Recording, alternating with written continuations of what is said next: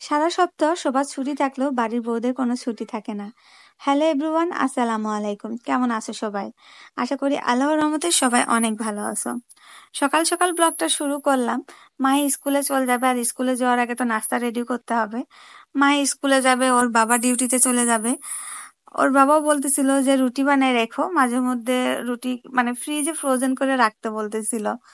পরে বুঝলাম যে রুটি খেতে মন চাইছে মনে হয়, বলতেছে মাঝে মধ্যে একটু ফ্রিজে রুটি ফ্রোজেন করে রাখো, যখন মন চাই খাওয়া যাবে। এটার বলে না যে আজকে রুটি বানাও। এই জন্য ভাবলাম যে আজকে একটু তাড়াতাড়ি ঘুম থেকে উঠছি, তাড়াতাড়ি বলতে 4:30টার দিকেই উঠি, মানে অ্যালার্ম বাজার সাথে সাথেই উঠে পড়ছি, একটু লেট করে নে। অন্যান্য দিন তো একটু এদিক ওদিক পাশ ফিরি তারপরে উঠি।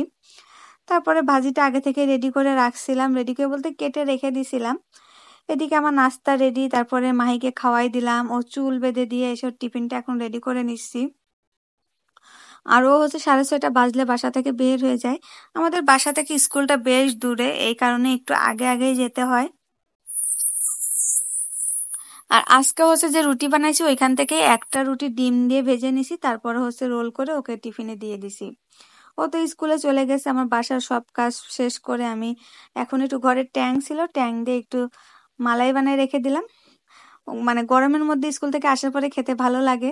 আমরা মা মেয়ে তো দুজন একসঙ্গে খাবো।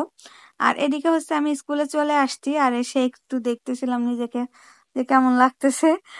যাই হোক, আর আমি এখানে আসার পরে প্রায় 10-15 মিনিট মতন হবে দাঁড়ায় আছি। তারপরে মাহির স্কুল ছুটি দিল, কারণ আমি একটু আস্তে ধীরে আসি, এই জন্য 11:30টার মধ্যে আমি বেরো যাই। ওর যেহেতু ছুটি 12টায় হয়, যদি জোরে জোরে হাঁটি 15-20 মিনিটের মধ্যে চলে আসতে পারি, একটু এসে একটু দাঁড়াই। আর এদিকে আমি ওর জন্য ওয়েট করতেছি। অন্যান্য দিনও তাড়াতাড়ি বের হয়ে যায়, আজকে একটু দেরি হয়।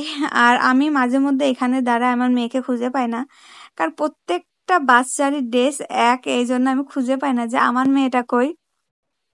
ও আমার পাশে এসে দাঁড়ায়, তখন বুঝতে পারি যে আমার মেয়ে এটা।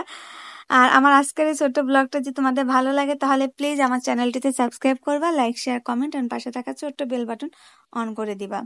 আর ওকে নিয়ে চলে আসলাম। আসার পথে ভ্যান থেকে একটা তরমুজ নিছি। তরমুজ হচ্ছে ছোট ছোট তরমুজ, যেটাই নেন 50 টাকা পিস বিক্রি করতেছিল। তো ভাবলাম যে 50 টাকা করে একটা তরমুজ নিয়ে নিই। আর এদিকে তো রাত্রে এসে, স্কুলে তো এখন পড়ালেখা নেই, এখন শুধু কাটাকাটি করতে হয়, রান্না বান্না শিখতে হয়। আর এদিকে হচ্ছে ওর একটা গাছ বানিয়ে নিয়ে যেতে বলছে, সেই গাছটাই ও বানাচ্ছে। মেয়ে আমার মাশাআল্লাহ অনেক বড় হয়ে গেছে, এখন নিজের কাজ নিজেই করতে পারে। এই সম্পূর্ণ গাছের কাজও নিজেই করছে, নিজেই লেখছে, আমাকে কোনো কিছু করে দিতে হয় নাই। আর এদিকে হচ্ছে এখন আমি একটু সাহায্য করলাম, হট গ্লু গানটা একটু গরম করে, আমি হচ্ছে যেহেতু কারেন্টের, এই জন্য আমি ওকে ধরতে দিই না, আমি শুধু বলছি ফুলে আমি আঠা লাগাই দিব, তুমি ফুলগুলা বসাই নিও। আর আমার আজকের এই ব্লগটা যদি তোমাদের ভালো লাগে তাহলে প্লিজ আমার চ্যানেলটিতে সাবস্ক্রাইব করবা, লাইক শেয়ার কমেন্ট, পাশে থাকা ছোট্ট বেল বাটন অন করে দিবা। আজকের মতন আমি এখানেই বিদায় নিচ্ছি। আল্লাহ হাফেজ, আসসালামু আলাইকুম।